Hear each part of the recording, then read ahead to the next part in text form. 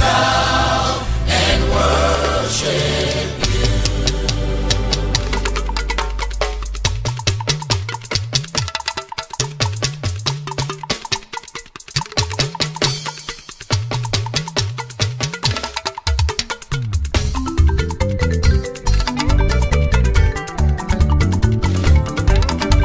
Every time I see another breaking of the day, I give thanks to Almighty Jehovah.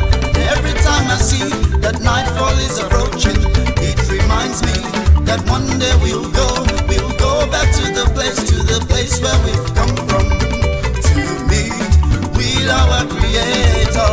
Oh, what a day it will be when we sing hallelujah in heaven. My grandma has gone to a better place to meet with our Creator at the feet of Christ. We will be together again forever.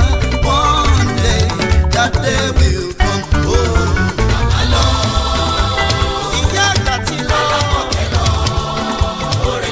Otirele, Ayewa Adelakun, Odiba, Amatilo,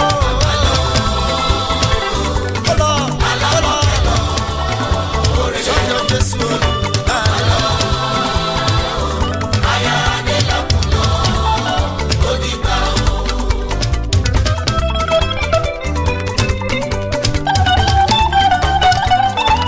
Kò sóhun tó ní bẹ̀rẹ̀ ọ̀rẹ́ tí kò lópin o. Every beginning surely has an end. Lórí màmá wa, grandmother wa, Serah Amoke, àyìn Ọlọ́run ọba, màmá onínú ire, ọlọ́kàn ire tí gbogbo ayé mọ̀ sí. Jésù ò ṣeun. Wetin we go render, wetin we go give, wetin we go sing unto the Lord for all life well spent in the Lord. A ò ní bànújẹ́, ọpẹ́ ni nígbà gbogbo.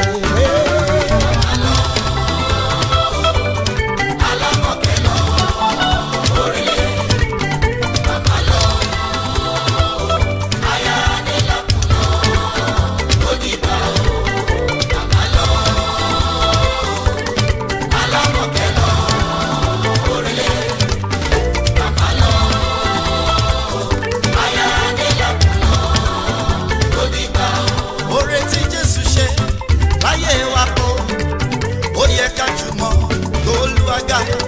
Oore tí bàbá ṣe nínú ìdílé wa kó, ó yẹ ká jùmọ̀ kí olóore. Ẹlẹ́yẹ wa kò máa ṣáájú lọ, gbogbo apáta àgbẹ̀yìn arúgbó wa. Ìdílé yìí o tí a ṣe wá dúpẹ́, mo ní ìdílé yìí o tá a ṣe kí olóore. Ẹ kí olóore, ẹ kí olóore, ẹ kí olóore, ẹ kí olóore, ẹ jẹ́ ká kí olóore o. Olóore, ẹ kí olóore.